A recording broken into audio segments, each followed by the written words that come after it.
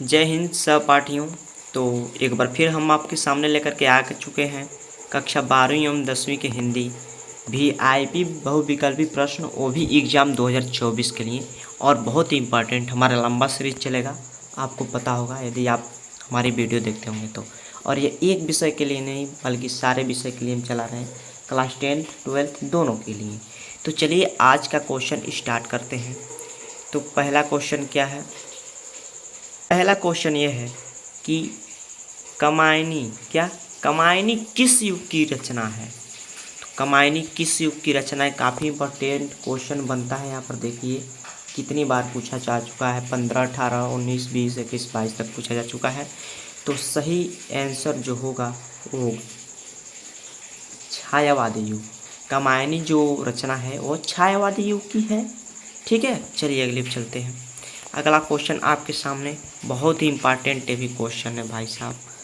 झरना किस युग की रचना है? झरना किस युग की रचना है? बस आप यहाँ पर ध्यान दीजिए, वैसे ही पता चल जाएगा कि क्वेश्चन कितना इम्पोर्टेंट है। ठीक है, और हाँ स्क्रीनशॉट भी लेते चलिएगा। ठीक है, तो चलिए, तो जो झरना है वो किस युग की रचना है?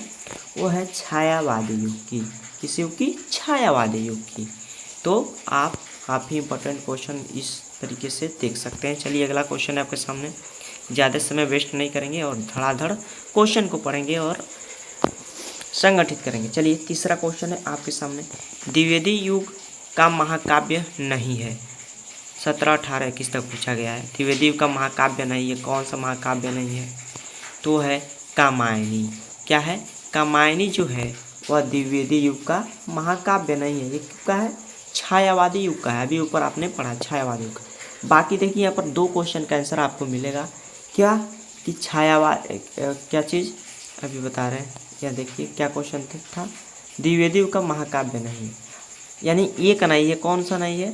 ये कामायनी नहीं है। बाकी सब क्या है? ये महाकाव्य हैं। किसके? द्विवेदी युग के। द्वापर, प्रिय प्रवास, साकेत द्विवेदी युग के महाकाव्य हैं और कामायनी जो है वो नहीं है। तो इस तरीके से आपके सामने 2 क्वेश्चन बन जाते हैं एक ही क्वेश्चन से। ठीक, चलिए अगले क्वेश्चन पर चलते हैं। अगला क्वेश्चन है आपके सामने, यहाँ पर देखिए, तोड़ती पत्थर रचना है। देखिए कितना इम्पोर्टेंट है। 9 से उठाई 23 तक पूछा गया, 24 में चांस है, तो आप देख सकते हैं।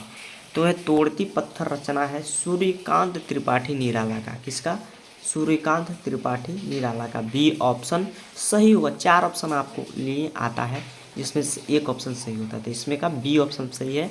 सूर्यकांत त्रिपाठी निराला सही है, वो तोड़ती पत्थर के रचनाकार हैं भाई साहब। हो गया। चलिए अगला क्वेश्चन देखते हैं। अब नई कविता के कवि हैं, कौन है नई कविता कवि? आपको पता होगा शायद, ये क्वेश्चन हम पहले बता चुके हैं। चलिए कोई बात नहीं, देखिए बहुत इंपॉर्टेंट ये भी क्वेश्चन बनेगा। 12 से लेकर के 23 तक पूछा गया है, यहाँ पर ध्यान दीजिए। और इसका जो सही ऑप्शन होगा वो सी ऑप्शन होगा, नरेंद्र शर्मा। 4 ऑप्शन है, रामधारी सिंह दिनकर, जयशंकर प्रसाद और तीसरा क्या है? नरेंद्र शर्मा। इन्होंने क्या किया है? नई कविता के कवि हैं। क्या है? नई कविता के कवि हैं। चलिए 5वां क्वेश्चन हो गया। अब अगले क्वेश्चन पर चलते हैं। अगला क्वेश्चन आपके सामने है, हरिश्चंद्र चंद्रिका। क्या? हरिश्चंद्र चंद्रिका पत्रिका के संपादक हैं, कौन है? काफ़ी इंपॉर्टेंट क्वेश्चन बन रहा है। यहाँ पर देखिए 23 तक पूछा गया, 24 में संभावना है। ठीक है, 4 ऑप्शन है जिसमें से डी वाला ऑप्शन सही होगा। भारतेंदु हरिश्चंद्र चंद्रिका पत्रिका के संपादक हैं। ठीक है, चलिए अगले क्वेश्चन पे चलते हैं। 7वां क्वेश्चन है आपके सामने, बिहारी शतसई की भाषा है। इंपॉर्टेंट क्वेश्चन ये भी है। यहाँ पर देखिए, मैं बता दूँ भाई साहब, जो भी हम क्वेश्चन बता रहे हैं छाँट के बनाए हैं। ठीक है ना, ये छाँट के बनाए हैं, जो बोर्ड एग्जाम में पूछा जाता है बार बार, उसको हमने उठाया है। तो सही ऑप्शन क्या है? बिहारी शतसई की भाषा क्या है? तो वो है ब्रज भाषा। डी ऑप्शन सही होगा। अवधी, खड़ी बोली, मैथिली, ब्रज भाषा, तो ब्रज भाषा यानी डी ऑप्शन सही होगा। 7वां का डी। चलिए 8वां देखते हैं। 8वां है, रीतिकालीन कवि हैं। काफ़ी इंपॉर्टेंट क्वेश्चन है, पूछा गया है बार बार और आता भी है, 24 में भी आने का संभावना है। तो रीतिकालीन कवि है, कौन है भाई? 4 ऑप्शन है, मीराबाई, रस खान, दिग्विजय, द्विजय, द्विज देव, द्विज देव और विद्यापति। तो सही ऑप्शन क्या है? तो सी वाला ऑप्शन सही है, द्विज देव। काफ़ी थोड़ा सा तगड़ा नाम है, ठीक है ना। तो सी वाला ऑप्शन आपके लिए सही हो जाएगा। अब 9वां क्वेश्चन देखिए। 9वां क्वेश्चन यहाँ पर ध्यान दीजिए, कितने बार पूछा जा चुका है, 23 तक 24 में संभावना है। भाई साहब हम इम्पॉर्टेंट क्वेश्चन बताते हैं, बार बार आपको बताने की कोशिश कर रहे हैं। तो विनय पत्रिका किस भाषा की कृति है? वह है ब्रज भाषा, भोजपुरी नहीं भाई साहब, भोजपुरी भी नहीं है और अवधी नहीं, खोड़ी बोली भी नहीं। देखिए ये ब्रज भाषा में है, किस में है? ब्रज भाषा में लिखा गया है। चलिए आज का लास्टवां और आखिरी क्वेश्चन 10वां, वो है भक्तिकालीन कवि हैं। अगर आपको पता है तो कमेंट जल्दी से कर दीजिए, वरना हम तो बताइए करेंगे। तो देखिए कितनी बार पूछा जा चुका है, 1300 उठाई 15, 19, 20, 22, 23 और 24 में है, बिल्कुल आने का संभावना है भाई साहब। तो आप लोग क्या करेंगे, इसको अच्छे से पढ़ेंगे और लिखेंगे। तो सही ऑप्शन है, क्या ऑप्शन है?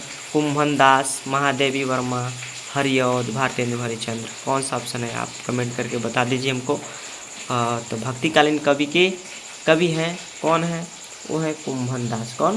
कुंभन दास जी भक्ति काल के कवि हैं। तो इस तरीके से हमारा रोज की तरह 10वां क्वेश्चन भी कंप्लीट होता है। अतः हम मिलेंगे अगले वीडियो में। यदि वीडियो अच्छा लगा हो तो हमारे चैनल को फॉलो कीजिए, सब्सक्राइब कीजिए और बने रहिए, क्योंकि इस बार आप फोड़ेंगे बोर्ड एग्जाम में काफ़ी अच्छा अंक और सभी विषयों के लिए हम तैयारी करेंगे। तो आज के लिए इतना है, बाकी मिलते हैं अगले वीडियो में। तब तक के लिए दोस्तों जय हिंद।